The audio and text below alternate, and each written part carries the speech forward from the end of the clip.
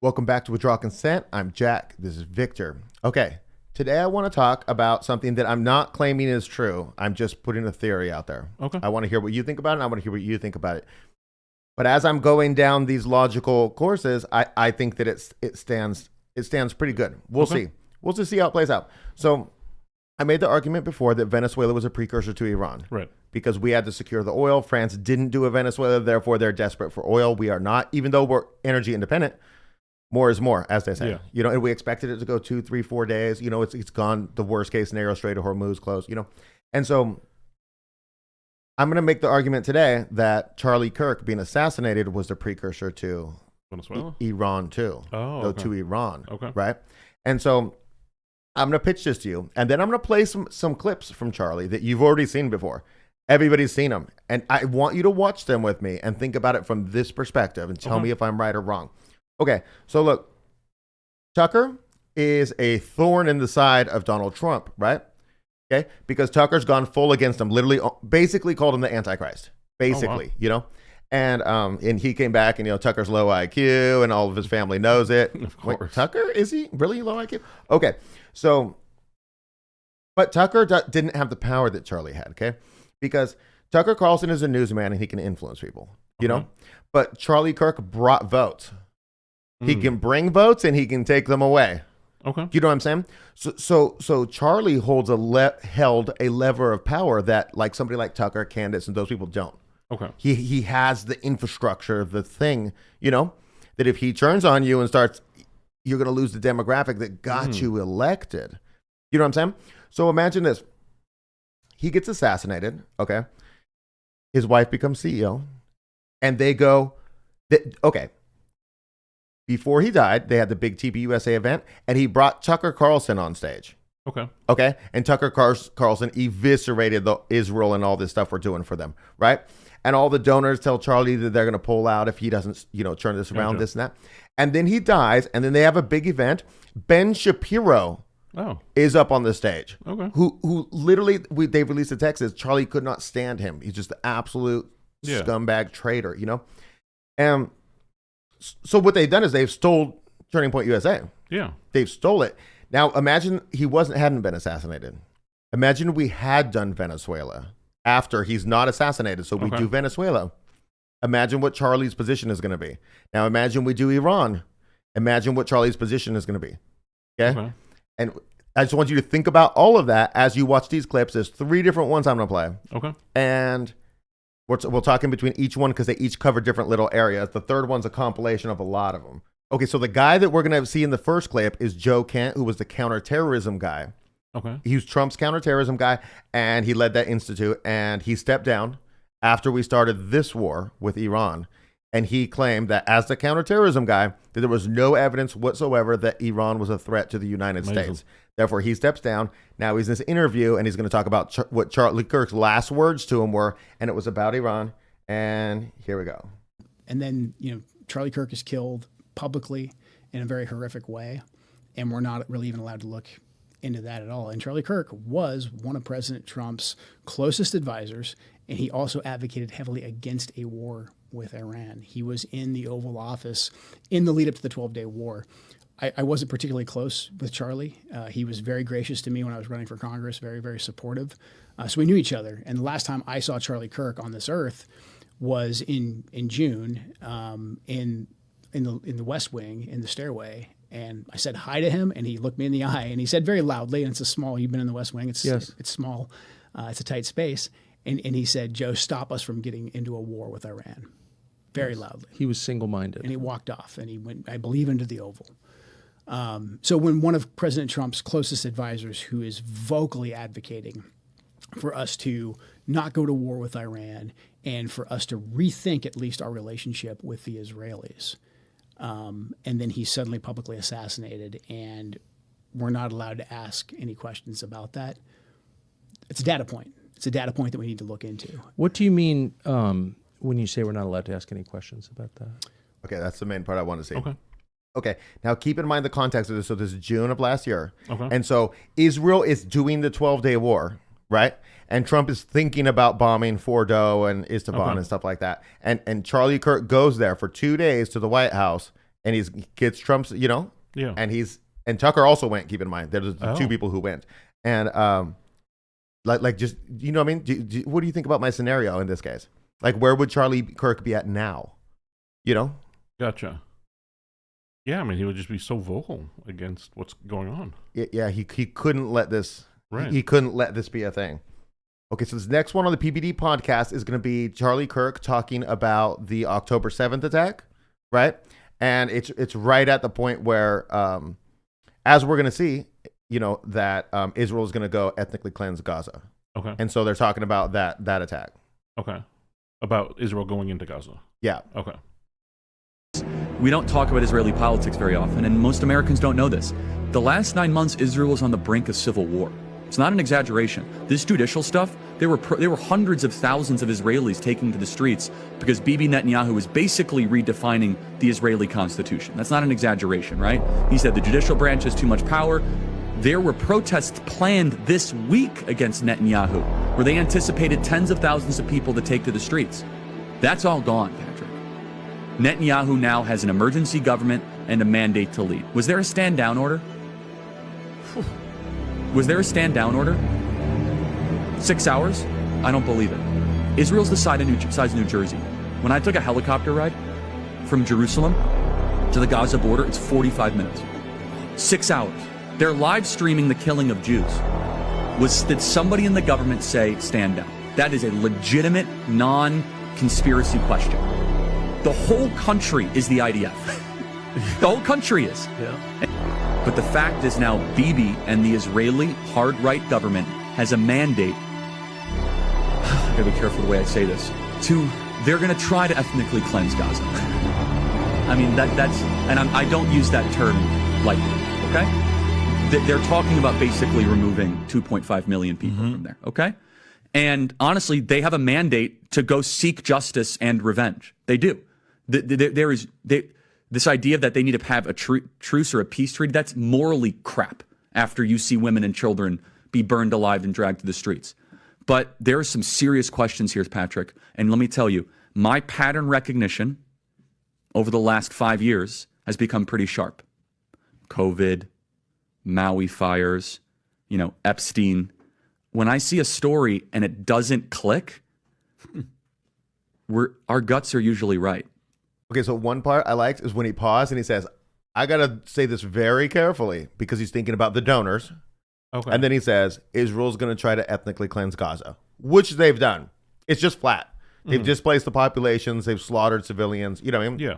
There's definitely been some ethnic cleansing. So he was right about that.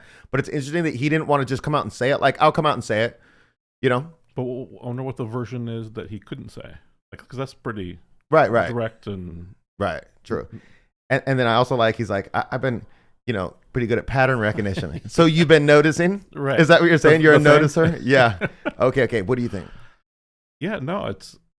I've never seen any of these clips. Oh, okay. Good. Just the few conversations we had and whatnot, I don't know. I always had the impression that he was more Zionist-y than...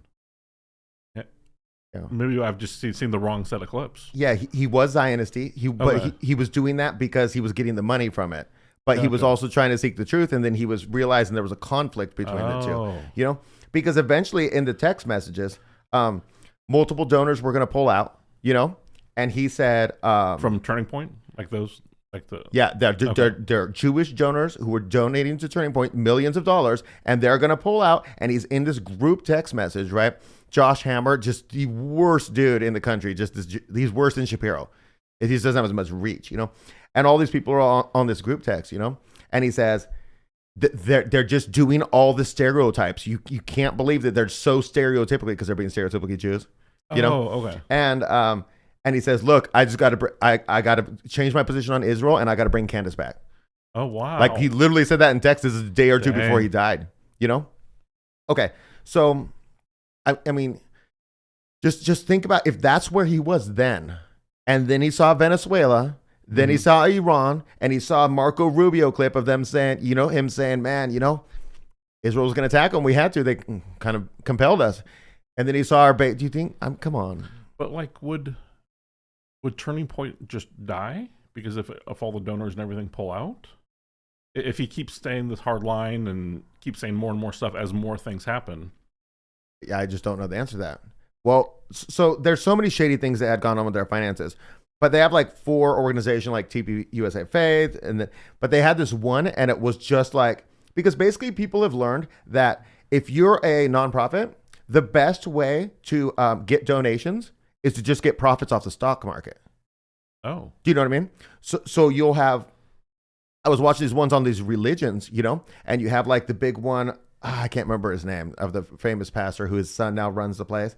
And they have a fund where they make hundreds of millions of dollars per year just off their investments.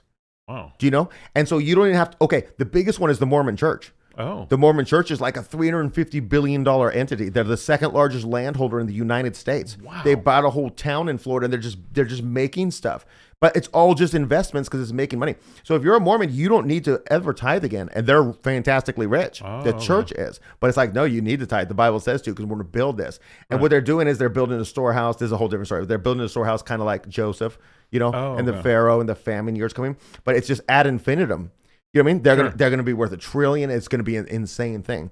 Anyways, Turning Point USA had started doing that. I don't think Charlie knew, but they had 70-something million or something like that, and that was making them millions per year. Oh, okay. So now, you know what I mean? Theoretically, you eventually get to the, well, you don't get to the Mormon level because I'll always stay way ahead of you. Yeah. But you'll get to fantastical levels. Right. And if you drop the big donors, you could try for, like, you could actually try to ask me to donate. Okay. If you're doing the cause and you're like, hey, I got all the staff, can you donate? Now it sounds good. You know what I mean? And so, I don't know. I don't think he would have lost it. I don't know. So it would just be shifting, like, who his audience is. He would lose all the Zionists, Christian Zionists. Yeah. And then everyone else who is off on Israel would tune in more. Yeah, because, see, the people who are off on Israel would still watch. Right. Would still participate to try to get him to that point, Yeah. And so he was in the conversation on both sides. He would just be dissuading Zionists from, Right. And it could crush the evangelical coalition of dispensationalists. Maybe could, Yeah. especially in the youth. It definitely could have, sure. because that's who he influenced the most. You Yeah. know? Okay, so I'm going to go to the third one, and this one doesn't need any setup. It's just a compilation of a bunch of things that he said, like a bunch of interviews right before he died, Megyn Kelly, this and that, and the things that he was saying about Israel, and I think it's really interesting. Okay. So, like, let me ask a question. If we were to remove, like, if people said what Tucker said is anti-Semitic, I don't hold that view. But it's like a lot of people on Twitter are, like, calling us out and, like, whatever. That's not going to happen. But if we were to cancel Tucker, would anti-Semitism increase or decrease? I think increase, because that means any supporter of Tucker Carlson's statement therefore makes them anti-Semites. Association. Mm-hmm. But I got Agreed. text about you, Megyn, saying, why is Megyn, like, doing the bidding of Hamas? I was like, what are you talking about? Megyn's the best. Like, what? Like, she's amazing. And I said, why are you texting me about Megyn? And I at that point, and so this is what they don't understand. You and I, Megyn, and Tucker is in the same category, and they've tried to go after Tucker. Yeah. Is that the more you attack our moral character, the more we're going to double down in a direction, because 100%. screw you, I don't do it that way, okay? And I will say this, the behavior by a lot, both privately and publicly, are pushing people like you and me away. Not like we're going to be pro-Hamas, not like we're going to, but we're like, honestly, the way you are treating me is so repulsive. I have text messages, Megyn, calling me an anti-Semite. I am learning biblical ridiculous. Hebrew and writing a book on the Shabbat. I honor the Shabbat, literally the Jewish Sabbath. I visit Israel and fight for it. And there's another article out in the Times of Israel today. I could read it on air. I was just reading before I got on. Charlie, what are you doing? Like, what am I doing? I'm sorry. Like, let's just take a step back here. Like, I'm an American citizen.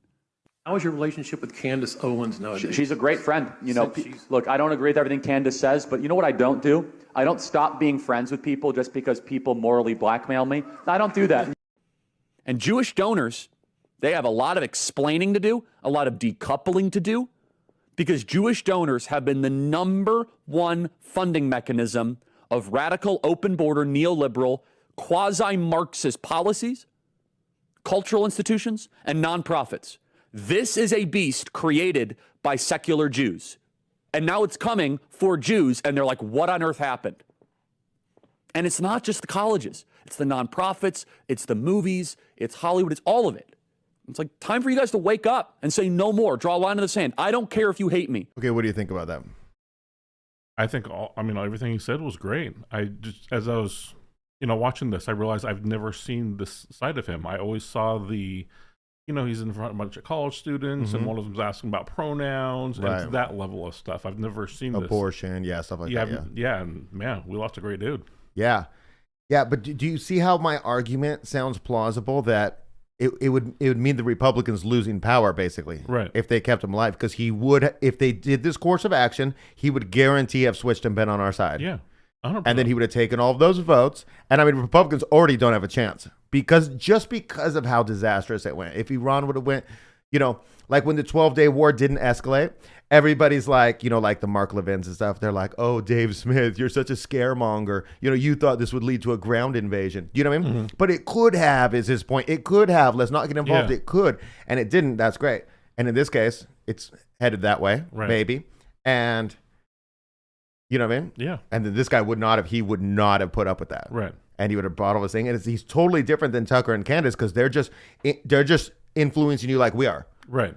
I'm not trying to change your vote. Like you know what I mean? Yeah. I guess I did one episode where I said everybody donate to Massey, Yeah. But that was a unique cause, He has a whole organization just around getting votes and swaying them. Right. You know what I mean? Yeah, totally. And even his public appearances at the college, they're just kind of trying to sway you. Yeah. Into thinking about Republican ideas, Sure. Which are not the things that Trump is doing. Right. Yeah. Definitely not. Anyways, that's what I got. You got anything to add? No, it's really interesting. Okay. Okay, it's just a theory. I'm not saying that this is for sure, but it sounds pretty solid. Right. Because you got to think like after the 12-day war, they start the thinking process for this Iran war. Okay. And then that would be June of 2025, and then Charlie in September, and then January of this year, Venezuela, and then by the end of February, we're in it. Yeah, I think the first clip really matched up with me. Like, oh, of course they killed him now. Like, just watching him, what he said in that first clip, it made perfect sense to me. Yeah, it's so influential. Yeah. And it's so funny because they've stolen everything that he built, Mm-hmm. Like I'll watch somebody online and they'll be like, hey, and oh yeah, cool, we're going to donate the proceeds to TPUSA. Don't. Yeah. Do you know what I'm saying? I mean, it's a terrible organization now. It's terrible, because you're trying to you're like, oh, but they're trying to get more Republicans instead of these crazy Democrats to blow up countries. And oh no. I don't know. Yeah. That's what I got. I'm interested in hearing what you guys got to say on this one too. Both of them this week. I'm interested in hearing what you guys got to say. You could think it's trash. Maybe you think I got it right, but I didn't use the right stuff, and you got better stuff. I'm interested in seeing it. Yeah. I got an email listed below in the reference. You can email me if you got good information, even if it's on a different topic. I take I get some good stuff in there. Anyways, if you want to donate, you could donate. You could be the first person to donate this year after our 83rd episode of the year. No, I'm just kidding. You nobody has donated, but you can. There's donation links below. Okay. That's what I got for you guys. I hope you guys have a great weekend. See you next week.